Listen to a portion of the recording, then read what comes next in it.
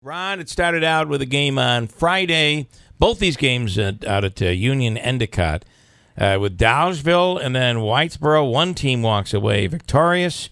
Good morning, Ron Moshier. Hey, good morning, Bill. Yeah, we have the last team standing once again is Whitesboro, and the other night at UE, it's 1, 2, 3 and out, and they punt. They give up a touchdown to Union Endicott on the very first offensive series for the Tigers, and then Whitesboro dominates pretty much the rest of the night. And, I have to say, UE did lose their starting quarterback to an injury in the first half, but you can't say enough about the way Whitesboro responded after falling behind early. They get a good kickoff return from Ed Simpson to set up the first score. And they're down 7-6 at half after not scoring on first and goal in the last minute of the half. And I'm sure they went into halftime on a downer, but whatever was said during halftime, and Curtis Schmidt told me, the offensive coordinator who's been a long-time assistant there and a former star for Whitesboro, he said, let's just say I was less than pleased at half. Well, they came out in the second half and just kept pounding away. Whitesboro attempted 2 passes. They were 0 for 2 passing. They just kept hammering away with Zach Hogue and Phil Gilberti, and the offensive line just wore down Union Endicott, in my opinion. And what they do? Hogue wound up running for 3 touchdowns in the second half and over 200 yards. How did it go? It was so 7-6 at the half. Union Endicott leading, and then Whitesboro comes out. They score, and what do they do? A 2-point conversion. What do you mean, in the third quarter? I'm trying to figure out. Wasn't it 28-7 was the final? 28-7 was the final. All right. Yeah. I was just trying to figure out how they got there. So Yeah. I think Zach Hogue was the one who ran in the 2-pointer. Okay, got it. For one of their extra, point after attempts. But Hogue rushed for over 200 and Gilberti for over 100. And again, I know that UE lost their starting quarterback, but Whitesboro's defense just dominated. I think UE finished with under 150 total yards of offense, and not only maybe 1 first down the whole second half, and that was late when the game was pretty much decided.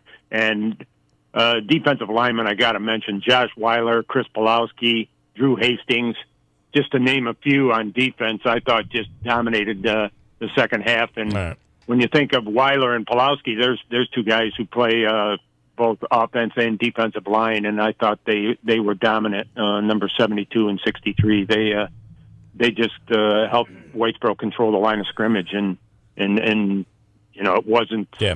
It was obvious that Whitesboro was the better team in the second half. Ron, I caught some of the game on television. Spectrum had the game. From what I saw, there was nobody in the stands for the Whitesboro game. Was that just the side of the field they shot? I don't know. Yeah, I'm not sure because I'm in the same boat as you, Jeff. I was watching it on TV. I have to now that I'm sports editor, I have TV and the computer in front of me. So gotcha. It didn't look like there were many people there, but I know it was frigid. And let's face it, it's on TV now. It changes. Now the Dowsville game was not, I don't think, on TV. Dowsville played earlier, and they were no match for Tioga. Well, you know what? Dowsville 10-0 had scored 50 points a game, and then they come in Friday night and run into a buzzsaw once again. I covered that matchup a couple of years ago in the regionals, and Tioga, I think, led that game at half 43-6 and wound up winning going away, just like the other night. After that game, actually yesterday, while I was watching the Giants, I had some time to kill, obviously. So I did some research. Dowsville's not alone. Let's face it. Section 4 at the Class D level has 11 straight wins in the regionals over the Section 3 champion. Wow. And only one of those 11 games has even been close, and that was last year. Sydney beat Onondaga in dramatic fashion, came from way back in the fourth quarter and beat Onondaga in overtime. Other than that, the 10 other games that Section 4 Class D champion has beaten Section 3, they've won by 29 points a game.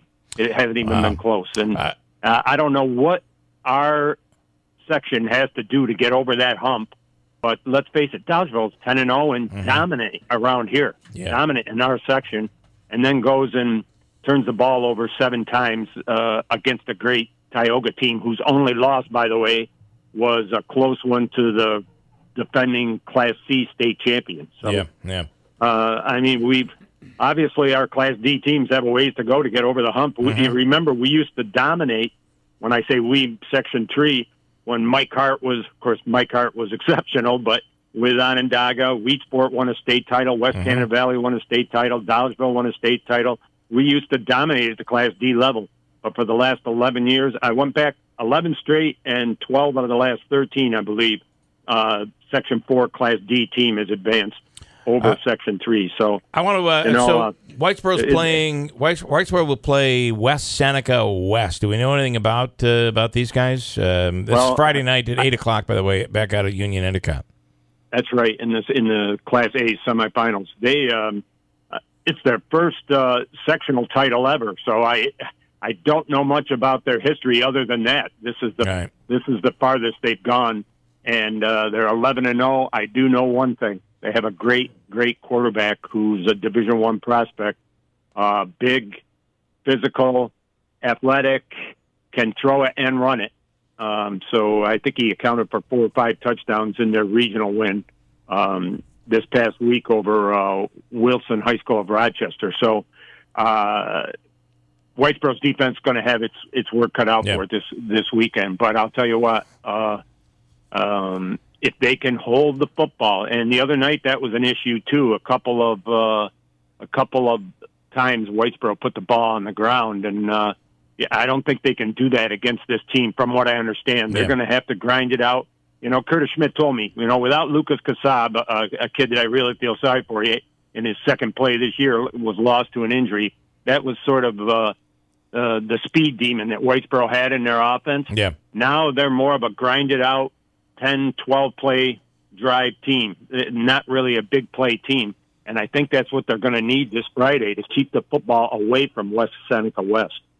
All right, going to certainly hope they get into the finals here. They're one step away from the final game. Is that also played at Union Endicott, by the way? Oh, my God, no, in the Carrier Dome. Oh, it goes back to the Carrier Dome, which is where it should be. From a selfish standpoint, if they make it, I'll be glad, because it'll be a 3 p.m. game instead of these 8 p.m. games that are right up to deadline and past deadline for us. The championship game's 3:00. Hey, they'll have a Thursday Thanksgiving walkthrough for Friday's game. It's November 24th at 3:00 at the Dome. All right. Well, let's see what happens on Friday night. Whitesboro taking on West Seneca West. It's an 8 p.m. game at Union Endicott High School. Ron, you can read all about it with Ron's sports department over there at the OD. We appreciate it, Ron. We'll talk again. All right. Thank you, guys. Thanks.